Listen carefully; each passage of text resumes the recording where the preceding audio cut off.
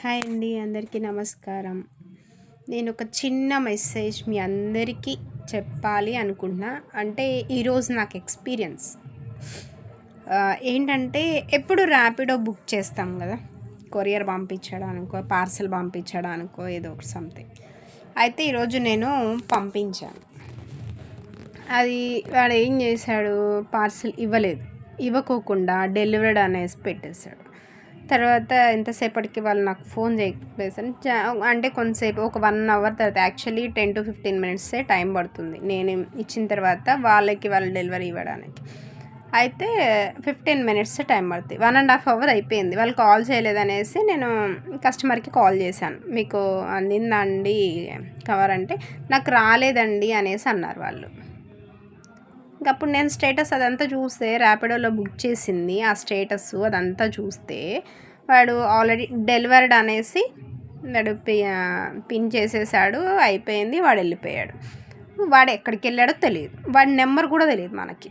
ఎందుకంటే మనం already book చేసుకుంటాము, ఆ వెహికల్ రాగానే చెక్ చేసుకుని ఇచ్చేస్తాము. అంటే అవైలబుల్గా ఉన్నప్పుడు, అవైలబుల్ లేనప్పుడు అతను ర్యాపిడో అతను మనకు కాల్ చేస్తాడు. అప్పుడు అతని నెంబర్ మన ఫోన్లో ఉంటుంది. ఒకవేళ చేయలేదనుకోండి, అతని నెంబర్ మనకు తెలియదు.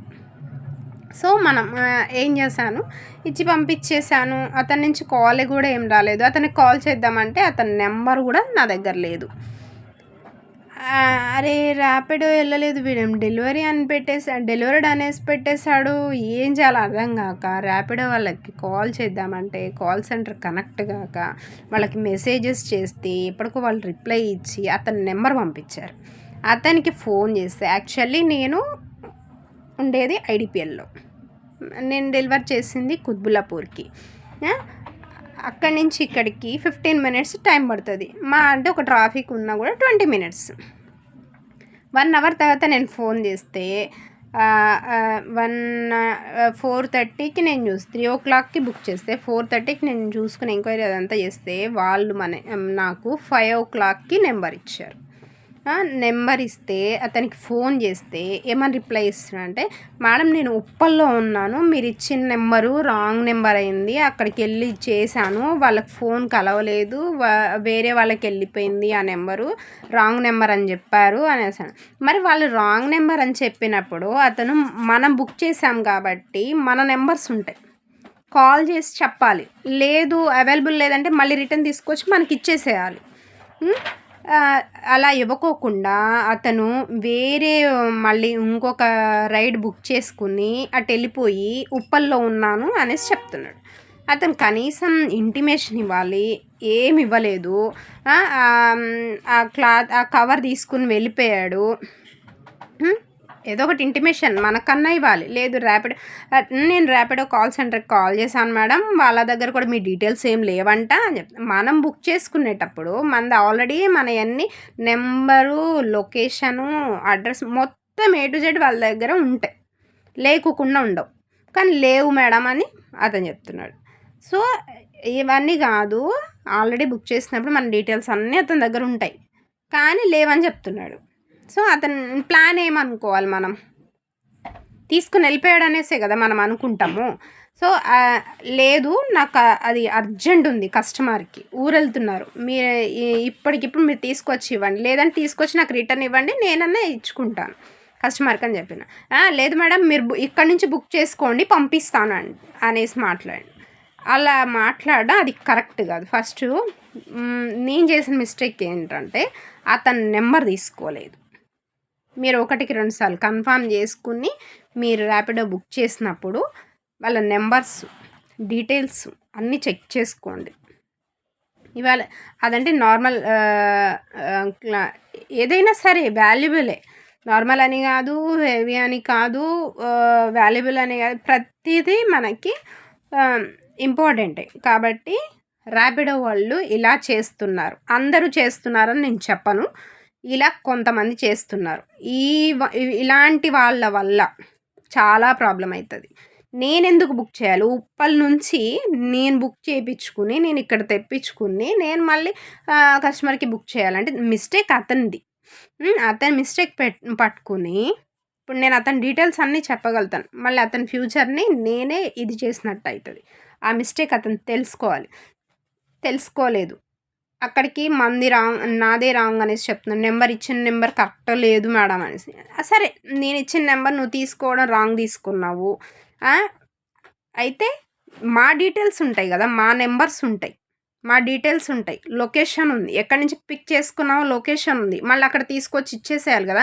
కావాలంటే నేను డబల్ ఛార్జ్ నేను నీకు పే చేసేదాన్నేమో, అది వేరే విషయం. నువ్వు అలా తీసుకుని ఉప్పల దాకా వెళ్ళిపోతే ఏంటిది పరిస్థితి? ఇది కరెక్టేనా?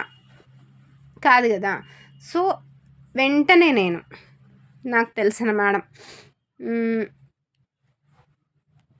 జీడిమెట్ల పిఎస్లో ఉంటారు మేడం పేరు తెలీదు కానీ బట్ తెలిసిన మేడం. అంటే నా దగ్గర కస్టమర్గా అంటే బట్టలు స్టిచ్ చేయించుకోవడానికి వచ్చారు. సో మేడం పేరైతే నాకు ఐడియా లేదు, మళ్ళీ నేను పేరు చెప్పడం కూడా కరెక్ట్ కాదేమో. కానీ వెంటనే తను నాకు వెంటనే రెస్పాండ్ అయ్యారు మేడం. అయితే నిజంగా చాలా చాలా థ్యాంక్స్ మేడం. వెంటనే రియాక్ట్ అయ్యారు. వెంటనే అతనికి ఫోన్ చేస్తే అతనే బుక్ చేసి ఎవరికైతే మనం కస్టమర్కి ఇవ్వాలో అక్కడికి పంపించాడు. మనం చాలా ఇదిగా అనుకుంటాం పోలీస్ వాళ్ళు రెస్పాండ్ అవ్వరు, వీళ్ళింతే, వీళ్ళ దగ్గరికి వెళ్తే మళ్ళీ మనకి టైము వేస్ట్ అవుతుంది, మనీ వేస్ట్ అవుతుంది. అదంతా మన అపోహ తప్ప ఏమీ లేదు. మనకి పోలీస్ వాళ్ళు వెంటనే మనకు రెస్పాండ్ అవుతారు. నాకు వితిన్ మినిట్స్లలో వాళ్ళు రెస్పాండ్ అయ్యారు. వెంటనే నాకు అతనికి ఫోన్ చేసి ఏం మాట్లాడారో తెలీదు కానీ అతను వెంటనే వితిన్ 1 అవర్లో కస్టమర్కి మళ్ళీ కవర్ అందింది. సో ఇప్పుడు నేను మీ అందరికీ ఏం చెప్పాలి అనుకుంటున్నానంటే, మనం ఇప్పుడు ఈ సర్వీస్ అవైలబుల్గా ఉంది, ర్యాపిడో సర్వీస్ అవైలబుల్గా ఉందనేసి మనం ఆటోమేటిక్గా రెగ్యులర్గా నాకు ర్యాపిడోవి నడుస్తూనే ఉంటాయి, బుక్ చేస్తాను, పంపిస్తాను. ఇన్ని సంవత్సరాల్లో నేను ఎప్పుడూ ఇది ఫేస్ చేయలేదు, ఇప్పటివరకు ఫేస్ చేయలేదు. ఫస్ట్ టైం నేను ఫేస్ చేశాను. బట్ అతనే ఉద్దేశంతో తీసుకెళ్ళిపోయాడు. అతని పరిస్థితి ఏందో అదంతా మనకు తెలీదు. బట్ నా విషయంలో అయితే ఇలా జరిగింది. సో మీరు ఎప్పుడైనా సరే బుక్ చేసుకునేటప్పుడు కూడా అతని బైక్ నెంబరు, ఫొటోసు, వాళ్ళ ఫోన్ నెంబర్స్ అన్నీ డీటెయిల్డ్గా తీసుకోండి, ఫాలో అప్ చేయండి. నేను వదిలేసా యాక్చువల్లీ. ఎందుకంటే ప్రతిరోజు ర్యాపిడో బుక్ చేస్తూనే ఉంటా.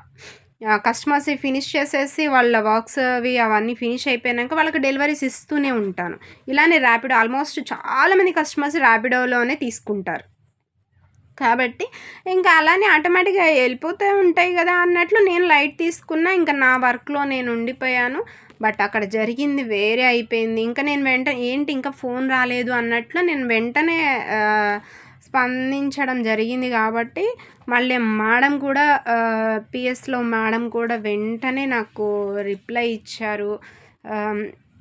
చాలా అంటే చాలా థ్యాంక్స్ మేడం. మేడం ఎంటర్ అయ్యారు కాబట్టే వచ్చిందని నేనైతే అనుకుంటున్నా. సో మళ్ళీ జీడిమెట్ల పిఎస్లో చేస్తారు మేడం. ఆ మేడంకి అయితే నేను మనస్ఫూర్తిగా కృతజ్ఞత చెప్తున్నాను.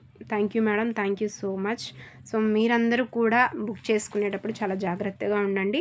అన్నీ కేర్గా డీటెయిల్స్గా నా ఎక్స్పీరియన్స్ తోటి చెప్తున్నా. నేను ఇప్పటివరకు ఫేస్ చేయలేదు, ఇదే ఫస్ట్ టైం నేను ఫేస్ చేయడం. కాబట్టి మీరందరూ కూడా కొంచెం జాగ్రత్తగా ఉండి బుక్ చేసుకోండి అంతే. అందరి విషయాలు జరుగుతాయి అని చెప్పట్లేదు కానీ బట్ జాగ్రత్తగా ఉండండి. ఓకేనా? థ్యాంక్ యూ అండి, థ్యాంక్ యూ సో మచ్ ఇంత ఓపిక్గా ఇంతసేపు విన్నందుకు. ఓకేనా? థ్యాంక్ యూ అండి, థ్యాంక్ యూ సో మచ్.